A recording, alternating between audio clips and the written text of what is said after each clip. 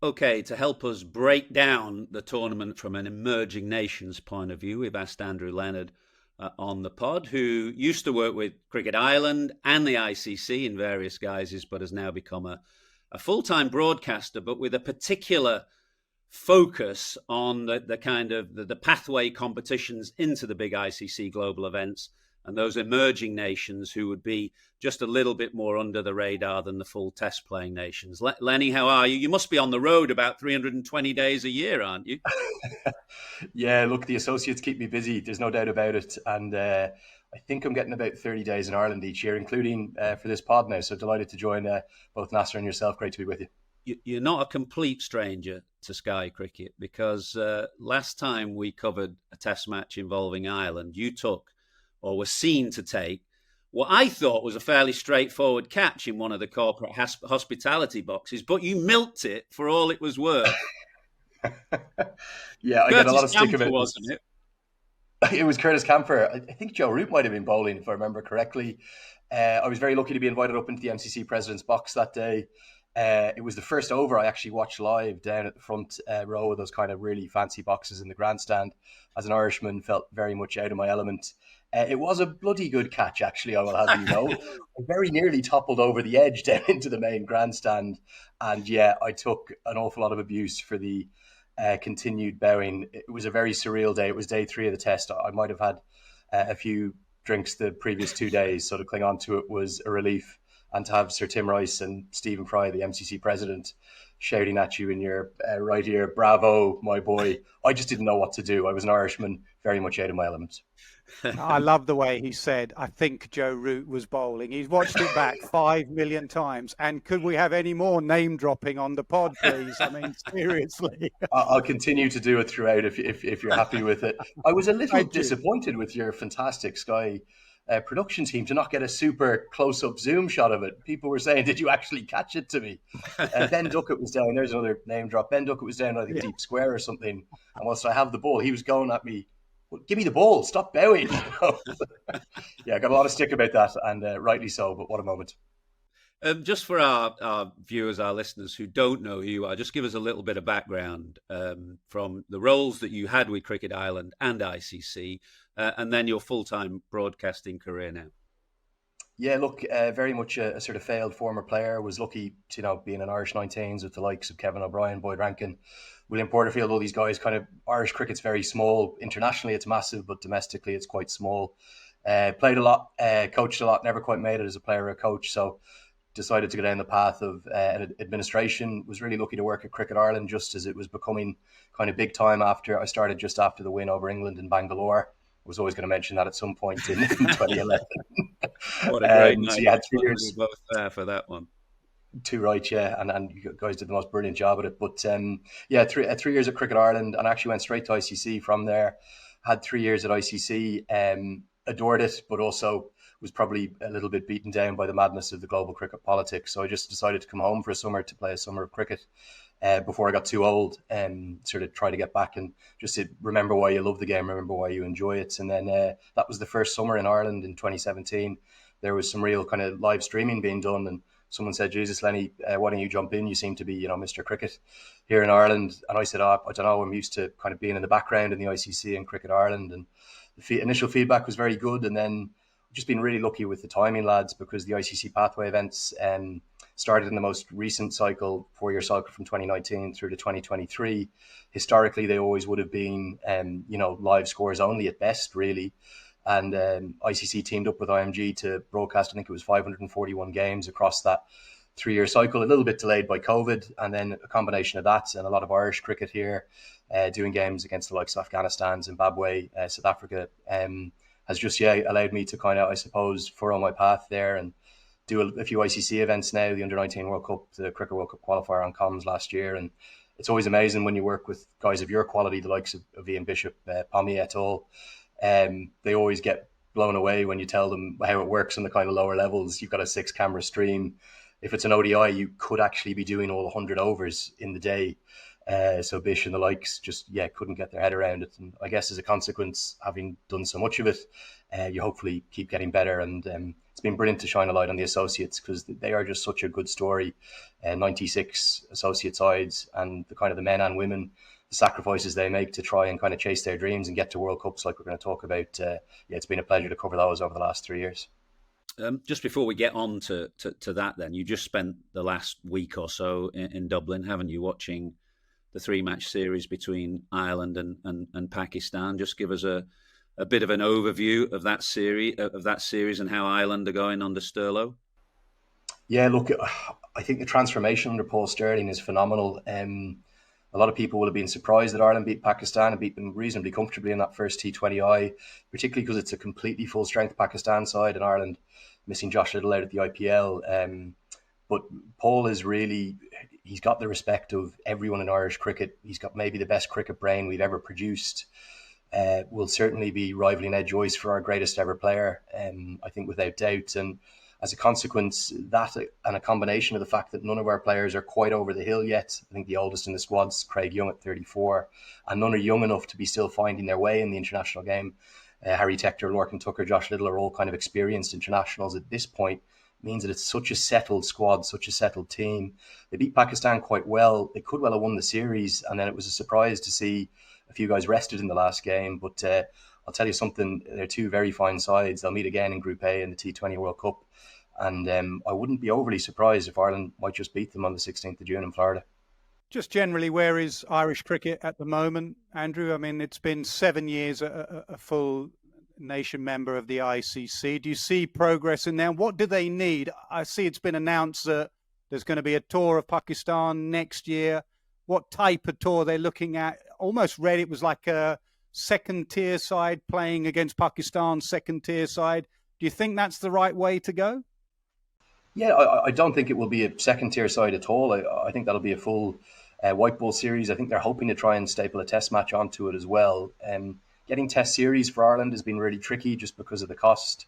We'll host our second ever test this summer. The first one was in Malahide back in 2018 against Pakistan.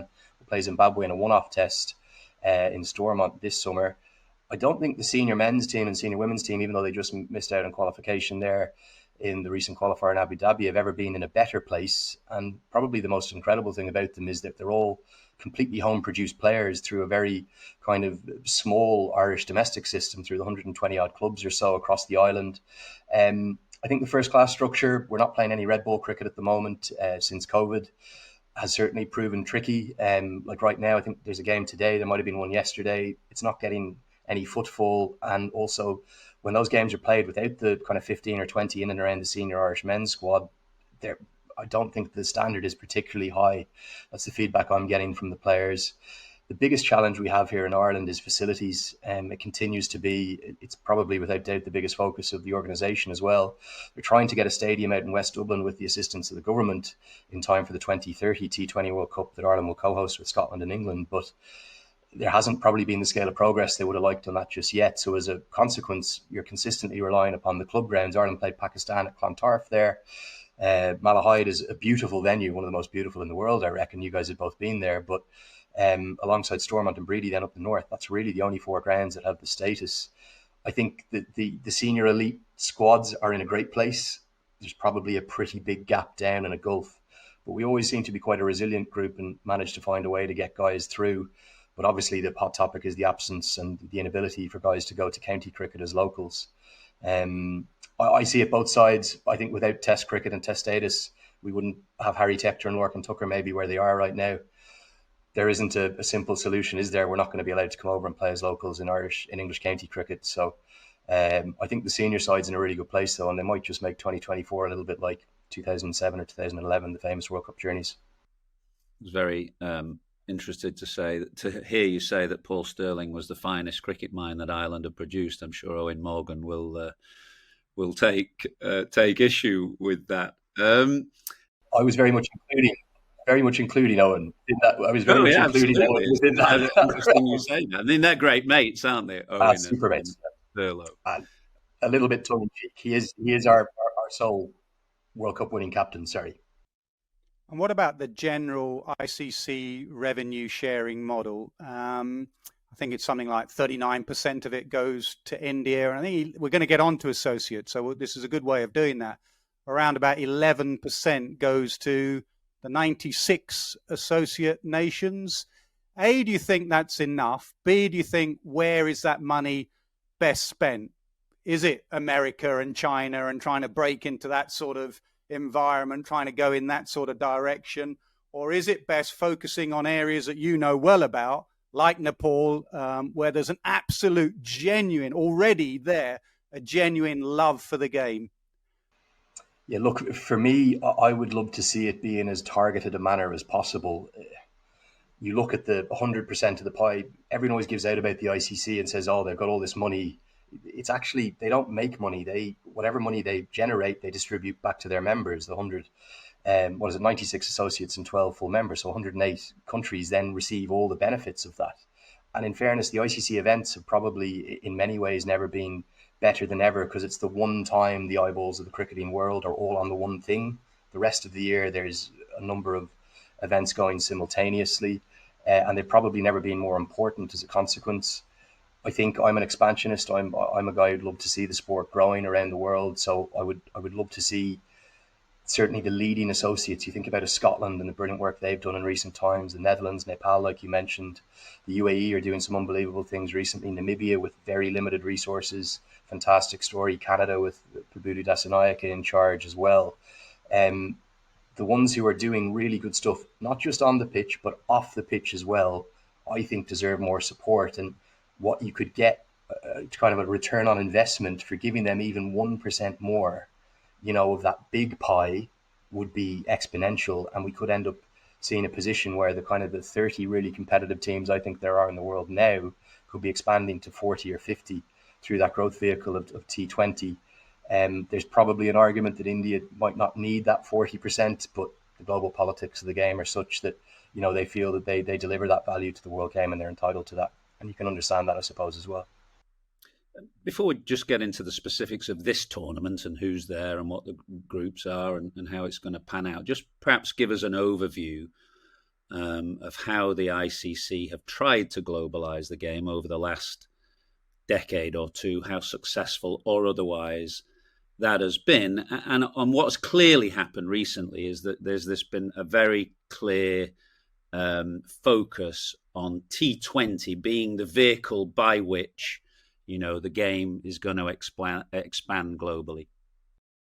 Yeah, look, they've made a pretty clear statement that T20 is their growth vehicle. I joined the ICC in 2014, just as the big three restrictions were kicking in. It was a utterly surreal time to be what was then from a leading associate in Ireland, and everything was restricting. We had a World Cup going from 16 teams in 2007 down to just 10 teams, the one that England famously won in 2019. I think it was the only global sport in the world that was restricting its World Cup at showcase events. And even the T20 World Cup, even though that was 16 teams in the cycle, it actually lessened to once every 4 years. I think it's a great thing that's returned now to once every 2 years. But even then, that was 16 teams, but it was actually two different tournaments. You had an 8-team preliminary group stage, as they called it, a group stage. It was really a qualifier from a qualifier, the teams that had qualified. And then you had the surreality of the main event going on, but the big teams were playing warm-up games on the same day. So in India, you might have had a warm-up game against, let's say, Australia that would have been on the main Star Sports channel, whereas an Ireland-West Indies game, which is actually to get into the main group stages, is relegated to Star Sports 2 or Star Sports 3. So I'm just so glad now. I think maybe the most transformative thing about this T20 World Cup isn't just the 20 teams aspect, it's the open draw aspect. So the sides that have all battled through their regions to get there, get that golden chance to know what it's like to play against Joss Butler or Virat Kohli, or go in and face a bowler at 150 kilometers an hour that they've never faced before, Marco Jansen or whoever it is, Jasprit Bumrah. So I think that's the most transformative thing. The decision ICC made in 2018, it's rare I'd heap massive praise on it, cricket administrators, but they decided to give all associate members T20I status. And it sounds like a trivial thing. It sounds like a tiny thing. But what that meant is that, the records that the German men's side or the Thailand women's side, they accounted equally as just as India men or Australia women. And okay, you do have some situations where Yuvraj Singh's record of the fastest T20 I-50 is broken by Dipender Singh Airi. He came off 9 balls against Mongolia, who'd never played an international before in the Asian Games. So some cricket tragics or anoraks will get their knickers in a twist and say, well, this is ridiculous. That's not a better That's innings than Benedict Yuvraj. Lamonge, by the way, probably. Well, Benny will certainly give you the numbers. No one better to do it. But I guess I don't see that as being an issue. That just creates a headline in Nepal, gets a congratulatory tweet from Yuvraj Singh to Dipender Singh Airi, you would hope, and helps, bring together everyone. It also critically gives everyone a world ranking. And yeah, well, I was looking at those rankings, actually. I think Croatia at 86, but I was very interested to see the Seychelles at 81 because I quite fancied an outside broadcast down in the Seychelles. Well, you missed out on Bermuda. You should have been there for the Americas qualifier in October. That was equally as good. But look, getting that means that then they can access more government funding. They can go a lot of these countries that the cricket is played in, less popular nations. The funding for that sport is run through the Olympic councils. So a combination of that granting the T20I status and cricket coming to the LA Olympics in 2028, all of a sudden is going to start tapping into funding and resources and ability to actually put cricket into all sorts of different countries' hands. Are we ever going to be quite as big as football with 200 plus members and a World Cup that they're talking about 48 teams? Maybe not. But I can tell you something, the sides ranked from, let's say, 8th or 9th in the world, the lower ranked test nations, to 32nd, 33rd, all of those sides on their day can beat each other. We saw that with USA beating Ireland in Fort Lauderdale in a T20I series in December 22. We saw Saudi Arabia turn over sides at the ACC Premier Cup recently. They're ranked in the mid-30s. They beat Hong Kong. All of those sides have match winners. And with T20 somewhat narrowing the margins, I know the IPL going on at the moment is kicking into all sorts of insane scoring rates and the like. But still, if you have a day out, someone like a Mohammed Wasim of UAE, he's as good a T20I player as there is at the top of the order. If he has a day out against an India or Pakistan, UAE could beat an India or Pakistan. The gap is really narrowing. The leading associates, they've never been better, and that's really thanks to the pathways and the opportunities that they're getting there. So it's a 20-team World Cup then. I mean, it's just maybe flick through how those 20 teams have got there. So there were top 8 qualifying from the last T20, which is Australia, England, India, Netherlands, New Zealand, Pakistan, South Africa, Sri Lanka. The 2 host nations, who are West Indies and USA, who obviously get an automatic qualification. 2 top-ranked qualifiers, who are Bangladesh and Afghanistan. And then the remaining 8 have come through a regional qualification stage. So Ireland, Scotland from Europe, PNG, Papua New Guinea from East Asia, Canada from the Americas, Nepal and Oman from Asia, and Namibia and Uganda from Africa. And what you're saying there is that this kind of clear pathway now that is available to all nations through these regional competitions to get through to the main event. Yeah, exactly. And look, we're talking about the T20 pathway here, but there is also a 50 overs pathway. None of these sides, none of these associates are playing any red ball cricket or multi-day cricket yet. There's been some noises out of a couple like Nepal and Namibia who would like to. The Intercontinental Cup for the moment's gone. So that means they have a real focus on the white ball game. It means that the leading 8 associates who are in Cricket World Cup League 2 in the 50 over game, they're getting 36 ODIs in a 2.5-year cycle. Beneath that, that's the Challenge League, where they're getting 15 matches across the same cycle, not at ODI status, only 20 teams of ODI status. That's at List A status. And then when you go down to the T20 game, I think there was about 70 teams that tried to qualify for this World Cup, over 30 teams in Europe for the 2 spots. The other big change is, unlike previous cycles of T20 World Cup where there was a global qualifier, it's now gone to the regional pathway. Some associate tragics probably think that's a bit controversial because it doesn't necessarily mean that the 8 guaranteed associates at the World Cup are the best 8. In fact, we've ended up having 9 because 2 test nations had to get through the pathway. Ireland's actually only squeezed through in Edinburgh. Zimbabwe didn't get through. That was the big shock of all of the 5 qualifiers, Uganda getting past them. But because it's been regionalised, in fairness, I believe the decision around that's for 2 reasons. One, it was to align with the Olympic pathway, which is the exact same that all the Olympic events have. They go by the 5 or 6 regions in those Olympic events case. But for the second reason, they actually want to strengthen the slightly weaker regions. So like in East Asia Pacific, for example, okay, Papua New Guinea only had to beat Indonesia and Japan and Vanuatu to get to the World Cup, yes. But as a consequence, Japan are really strengthening, and it wouldn't be surprising to me if we see them kind of grow a little bit like their rugby team is growing and actually get to a T20 World Cup maybe a decade's time from now. Andrew, when Ath said to me that you were coming on the podcast, I was pleased, not because I wanted to hear about your catch again, but because you can do my prep for me for that first game. I'm doing the USA Canada game in Dallas. Who are favourites for that?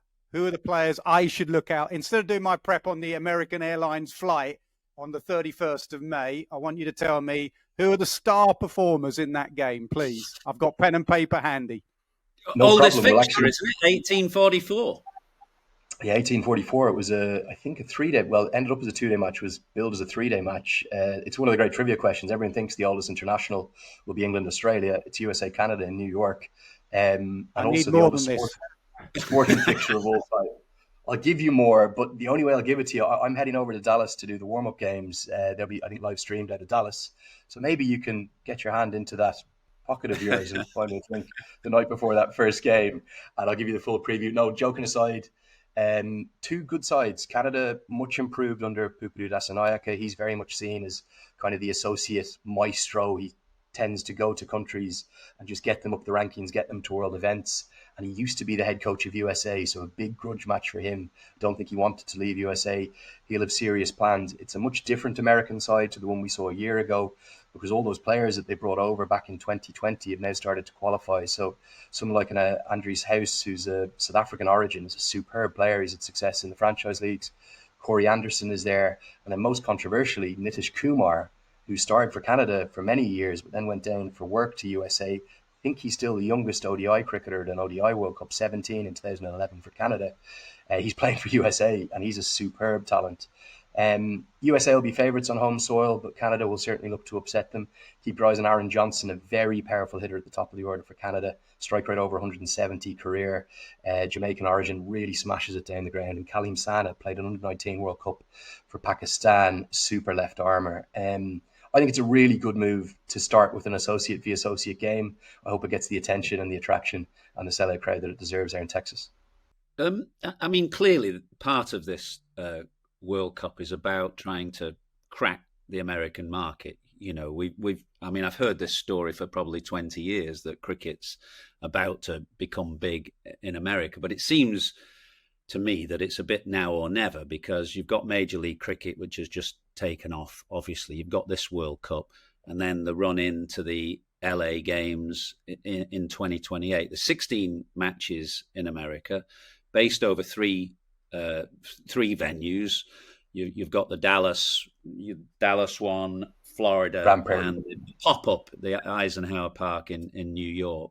I mean, just give us a sense of whether you think cricket can crack America. I mean, it's clearly not going to be as big as, you know, some of the other games there, but is there a chance that it can get a foothold there and grow organically? Yeah, look, one of the things I did kind of remotely after leaving ICC that kind of helped me stay on my feet post that was I worked with the new governing body over there, USA Cricket, for about probably the best part of 4 years through COVID and all, remotely, albeit. Kind of looking after their media, their digital, and some of their commercial and marketing and stuff. The potential for the game, the reason you've been hearing about it for 20 plus years, the potential for the game there is scary. Like, I think there's over 200,000 weekly cricketers. So the vast majority of that cricket is played in public parks on either coconut matting or concrete or some kind of a rolled out pitch. There's very few grass surfaces across the country. And since the board was expelled a decade ago and then put back together by the ICC Americas team with a proper constitution, all USA Cricket was formed. One of the things I said earlier is you've got to be good performing on the pitch and off the pitch. They've had huge challenges off the pitch. Politically, it's chaotic to say the least. It's a vast country. It's really a continent, isn't it, rather than a country? And as a consequence, there's loads of hubs of the game up in the Northeast, in New York and Philadelphia. North Carolina is a real hub of the game, Atlanta and Florida. And then across to Texas, where a lot of the players live now, there's lots of different hubs there. And the West Coast, where a lot of the tech workers adore their cricket. So there's talk of maybe, I've heard some figures, 20 to 30 million fans. I think that's exaggerated. It's probably more like 3 to 5 million fans. But 200,000 weekly players, 3 to 5 million fans, albeit across a very disparate space, are serious numbers that some test nations would love to have. There's a great quality of cricket as well. There's these crazy little weekend tournaments that have big cash prizes put up for them, players flown in from the Caribbean, even from the subcontinent for them. So there's a huge amount of cricketing activity. I guess there isn't the traditional structure that you would have in England or Australia, a load of clubs that have infrastructures and youth setups. All of the youth cricket there is done through private academies where you pay to go and play. So as a consequence, it hasn't really broken into, I guess, the public school system, with a couple of notable exceptions. And also then the big controversy was all these guys coming over, 35 or 40 players they brought in to help build a base, a bit like Major League Soccer did in the 70s. And now 6 or 7 of them have qualified and been picked for this T20 World Cup squad. I think Americans get behind success. If they can win a couple of games at the World Cup, it's certainly going to capture some eyeballs. I think without getting into any of the politics, I think certainly they'll need to do stuff better off the pitch going forward. But you could have said that for 50 years over there. There's a great history there of the sport. It was more popular than baseball in the 1850s, 1860s. It's tailed away. Is it going to come back as strong and be bigger than baseball? No. Could they be one of the best associates in the world with the playing resources they have? Absolutely. Sorry, the stadium at Eisenhower Park, which is going to be the big Pakistan-India game, that's where that's going to be played. That's just a pop-up stadium. It's going to be dismantled after the tournament. I suppose people will say, well, you know, if infrastructure is required and grounds are required, why is there not going to be a more permanent stadium then? It's a very fair question. They're calling it a modular stadium, which I think just means they build it up and tear it down. It certainly looks impressive, 34,000 seats. That will be the scale of demand times or minus 100. They could have filled that stadium 10 times over for India, Pakistan. My worry would be a 10:30 game between Canada and Ireland, which I believe is in New York at that time. Will that have anything like 34,000 at it? Possibly not. The stadium cost, I think they're talking about 20 or 30 million. They'll obviously make that back plenty of times over by hosting India versus Pakistan there.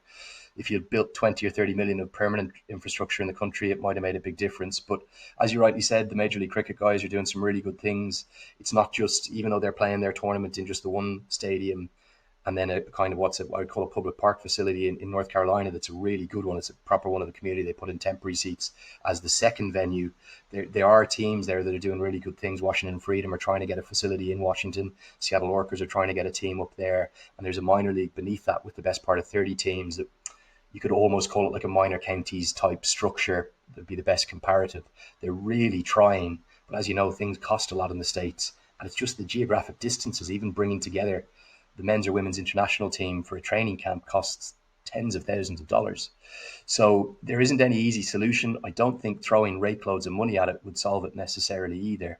But look, if they can get all of their house in order off the pitch, the potential, it really is huge. It's actually could easily be the best associate in the world. Can we just move it on to other parts of the world? And you said, you talk about fans and the love of the game, and you know better than anyone about Nepal. Where do you think they are with their cricket? What help do they need? Because when I see, and I speak to commentators that come back from Nepal, they love every minute of it. They see the passion, they see the crowds, you go to social media, and it's phenomenal. Where are they, and what do they need to keep growing? They are, for me, maybe not just the best story in cricket at the moment. I think they're one of the best stories in global sport. I have never seen anything like it. I've had over 25 trips there now. I've been blessed. You are Mr. Nepal cricket, aren't you? That's what you've become somehow. Yes, bizarrely, a bald Irishman, a bald bespectacled Irishman has, I'm now the Taklu Dai. That's my Nepal nickname. I get called that as much round the streets of Kathmandu as I do Andrew. Taklu Dai is elder brother and Taklu is bald. So it's disparaging and complimentary at the same time. I love it. Could be you, Nas. Could be. Taklu Dai. A new nickname. You could be Taklu Kaka, which means bald eldest brother. I can be the Taklu Dai, you can be the Taklu Kaka. Nepal fans. Anyway, back to Nepal cricket. It's a special place. Many people won't have heard of Nepal apart from Mount Everest and trekking there. It is the most special country. There's over 30 million people there. Amazing culture, very similar to Ireland. They love a drink, they love music, they love a bit of crack. It's an amazing place. I've never felt as home anywhere in the world as Nepal.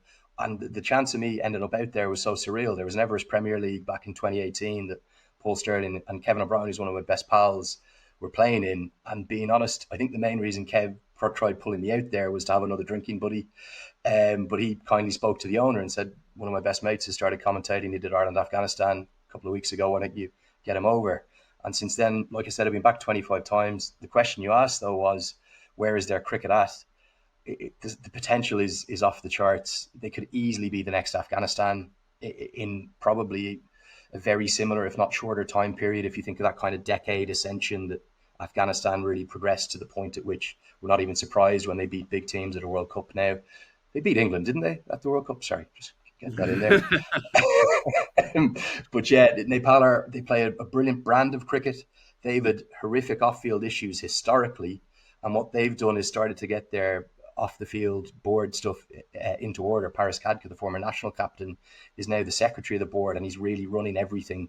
And they've made a fantastic appointment in Monty Desai as the head coach. He was the former West Indies batting coach, Indian guy, not a famous former cricketer, which is sometimes what the associates do. And actually, if you bring in a famous former test player who's been used to big stadiums, perfect grass pitch facilities, and all the luxuries that a test nation has, and take them to an associate, it often doesn't work. In fact, it very rarely works. So Monty was an inspired appointment. They were on the verge of losing ODI status last year. They went on this ludicrous run of 11 wins from 12 that sparked those scenes that you're talking about on social media last year to qualify for Zimbabwe. They really held their own down there. They put on a 200-run opening partnership against Zimbabwe. They had Ian Bishop gushing next to me. Couldn't believe how good they were and how much potential they had. They got to a first Asia Cup. They made 230 against India in an ODI in a tournament where Sri Lanka were bowled out for 50. Huge potential. Are they the finished product? Not quite yet. Batting needs a lot of work. Spin bowling options are brilliant. Fast bowling still needs a bit of work. But fielding, energy, enthusiasm, passion, it's sensational. You think they're going to have the best fielder in the entire competition, don't you?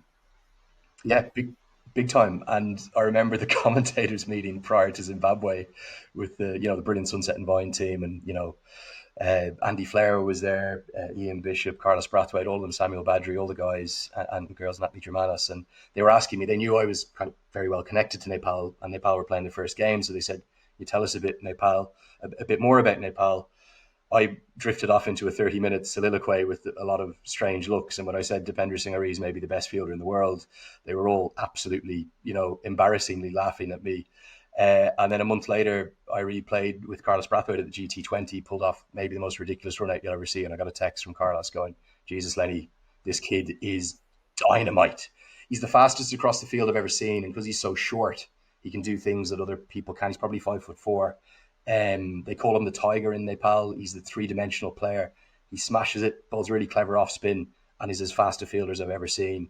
The brand of cricket they play, lads, it's just so good to watch. They've got a horrendous group, would be my only worry. South Africa, Bangladesh, Sri Lanka, and the Netherlands. It's probably by a distance the most difficult group. But look, I made a prediction at the start of the year they'll be the test nation for the first time in an official T20 at this World Cup or an ODI, so I'm going to stick with it. I think they'll probably beat Bangladesh. Can I ask about the draw? Ask you, Nas, as well. I mean, you mentioned Nepal's draw there, which is Netherlands, Bangladesh, South Africa, Sri Lanka, a tough draw. But the draws for these tournaments are not necessarily that transparent, are there? It seems that they try and work out what are the good games we want, which in this instance is obviously India and Pakistan because they don't play bilaterally outside of ICC events. USA, Canada, which is starting the tournament, and England and Australia are kind of lumped in to Group B, and then that's how it seems to work, which would not be the way for most global events in other sports. Put it like that. Yeah, we don't have the Zinedine Zidane and David Beckham coming together to put their hands into the sort of balls of to draw the pools. I guess, look, speaking bluntly, people want to see India, Pakistan. They don't play bilaterally against each other for political reasons. It's not anything to do with cricket. The two teams actually get on great off the field. They seem to be great friends, and whenever they do play against each other, there's huge respect between them. But the politics of the two countries are such that they won't allow it. As a consequence, that puts us in the position where we almost seem to have them drawn together. I can't remember it may actually have been 2007, the last World Cup they weren't. drawn together in some capacity. And ironically, that was the one where they both went out in the group stages. So they said never again to that. I I don't mind it. I know a lot of people criticize it. They get upset about it. The other thing to consider for this particular tournament is the difficulty of getting United States of America visas. And it's no surprise to me that, countries that might have had trouble getting into the United States, the likes of a Uganda or a Papua New Guinea, have been drawn exclusively down in the Caribbean. So I do empathise with that situation. I was actually a little bit involved, reasonably heavily involved in helping to get this World Cup to the USA, working with Ian Higgins, the former CEO of USA Cricket, who was the COO of ICC. And we put together an amazing bid document to help get this World Cup alongside Johnny Grave, who you had on the podcast recently. It was an outstanding piece, by the way. And the whole idea was to make a transformational World Cup, because it was the first 20-team World Cup, the first open draw World Cup, the first one in the United States, and then that amazing history and brilliant culture of cricket within the Caribbean. So, look, they've had to make probably a few very difficult sacrifices within the draw. I heard from one of my former colleagues there was 35 or 40 versions of the schedule at various points. There's, 8 venues in the Caribbean, 3 in the United States. There's very difficult logistics. So I do empathise, but we do maybe have that situation where a couple of the groups, you could say, are a wee bit unbalanced. Uganda and Papua New Guinea in the same group, and then that Nepal group of death I've just spoken about as well. But I don't think we should mind that too much. Yeah, I mean, I don't mind it at all, to be honest. I think you're trying to grow the game and the interest in the game, and for months now, everyone's been talking about the India-Pakistan game. They always do. We as commentators, broadcasters, that's one of the first things we look at. And then it's England-Australia. And we've got England-Scotland as well. I mean, we were at the Grange, wasn't it, all those years ago in the 50-over format. Not a World Cup, but what a game of cricket that was. So Australia, New Zealand's always a cracker. It's just, I look at those key games that there's so many eyes on that particular game that the interest is there. Why would you not have one of those games? So I don't mind it. Be transparent about it and just say it is a huge occasion. We want India, Pakistan. We want England, Australia, and everyone will buy into it. I'm looking forward to them. Just give us you mentioned you thought Nepal might win a game and upset somebody. Who's best placed from the other qualifiers to do that, and just Uganda a bit, as you mentioned at the start of the pod. Everybody would have naturally expected Zimbabwe to get through that particular qualifying region. Just talk to us a little bit about Uganda and the strength or otherwise of cricket there.